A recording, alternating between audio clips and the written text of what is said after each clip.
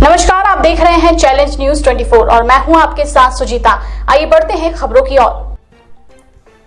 17 साल की नाबालिग के साथ कलयुगी पिता के साथ 2 दर्जन लोगों ने किया मुंह काला। उत्तर प्रदेश के ललितपुर से एक बड़ी खबर निकलकर सामने आ रही है, जहां एक नाबालिग किशोरी ने अपने पिता समेत समाजवादी पार्टी और बहुजन समाज पार्टी के जिला अध्यक्ष समेत 28 लोगों पर पिछले कई वर्षों से यौन शोषण तथा बलात्कार करने का आरोप लगाया है। प्राप्त जानकारी के अनुसार बताया जा रहा है कि थाना कोतवाली ललितपुर में 17 वर्षीय किशोरी निवासी मंगल रेजिडेंसी कॉलोनी देवगढ़ रोड कोतवाली ललितपुर ने कोतवाली में तहरीर देते हुए कहा है कि जब वह कक्षा 6 में पढ़ती थी उस समय से लेकर अब तक उसका पिता उसका यौन शोषण करता चला आ रहा है। इतना ही नहीं, उसका पिता उसे अन्य लोगों के पास भी जबरदस्ती ले जाता था। अपने पिता के इस करतूत से तंग आकर उसने कोतवाली ललितपुर में दिए प्रार्थना पत्र में 25 नामजद लोगों समेत 3 अज्ञात पर यौन शोषण और बलात्कार का आरोप लगाया है। पीड़ित किशोरी की तहरीर पर पुलिस ने 25 नामजद और 3 अज्ञात लोगों के विरुद्ध 354, 376 डी, 323, 328, 506 तथा 120 एवं लैंगिक अपराधों से बालकों का संरक्षण अधिनियम 5 और 6 के तहत पंजीकृत कर मुकदमा शुरू कर दिया है तथा पीड़ित किशोरी को सुरक्षा मुहैया कराई जा रही है। वहीं समाजवादी पार्टी के अध्यक्ष ने अपने बयान में बताया कि उन्हें राजनीतिक द्वेष भावना के चलते जबरदस्ती फंसाने तथा उनकी छवि धूमिल करने के लिए विरोधियों द्वारा यह षड्यंत्र किया गया है। वे ना तो उस बच्ची को जानते हैं और न ही यह जानते हैं कि वह कहाँ रहती है। ऐसा ही बयान बहुजन समाज पार्टी के जिला अध्यक्ष द्वारा सोशल मीडिया पर जारी किया गया, जहां उन्होंने स्वयं को निर्दोष बताते हुए उसे राजनीतिक षड्यंत्र बताया है। दोनों ही नेताओं ने इस मामले में उच्च स्तरीय जांच की मांग की है।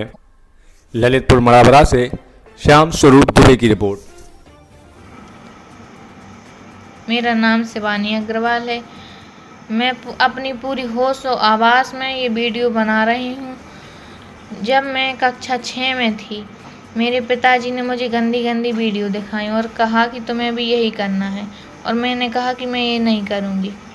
तो बोले कि तुम्हें यही करना पड़ेगा और अगर तुमने ये नहीं किया तो तुम्हारी माँ को मार दूँगा। फिर उन्होंने मुझे मोटरसाइकिल से खाने के बहाने मुझे खेतों में ले गए और उन्होंने मेरे साथ बलात्कार किया।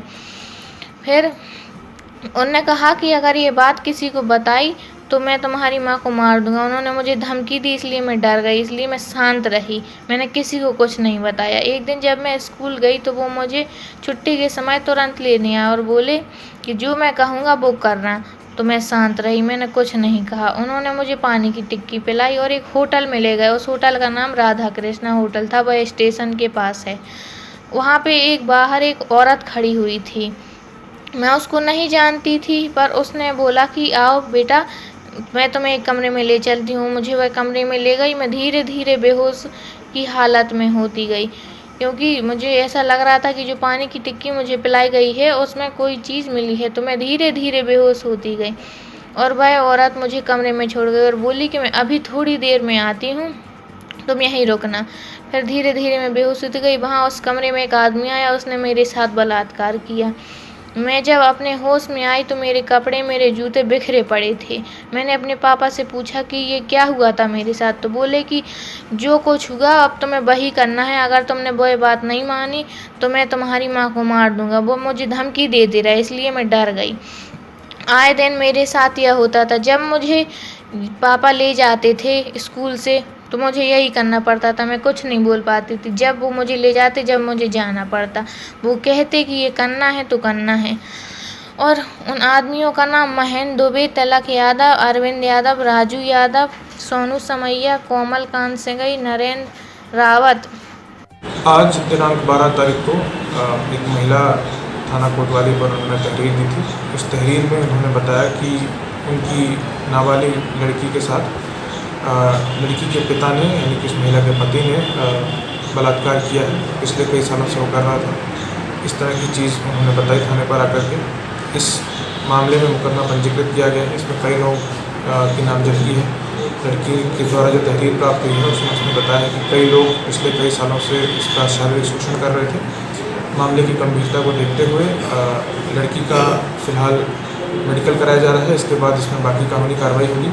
इसके अलावा सुरक्षा की दृष्टि से वहाँ पर फोर्स लगा दी गई है। इनको भी जाकर के मेरे द्वारा खुद पर्सनली उनसे मुलाकात की गई, उनको समझाया गया, इनको नोटिस बताया गया। को बताया गया कि डरने की ज़रूरत नहीं है और पुलिस हमेशा इनके साथ है। सर कितने लोगों को सर इसमें इन्वॉल्वमेंट हो सकता है? करीब 25 लोगों का नामजद है इसमें, 25 लोगों का नाम के साथ है और 3 अज्ञात इसमें मुकदमा पंजीकृत है।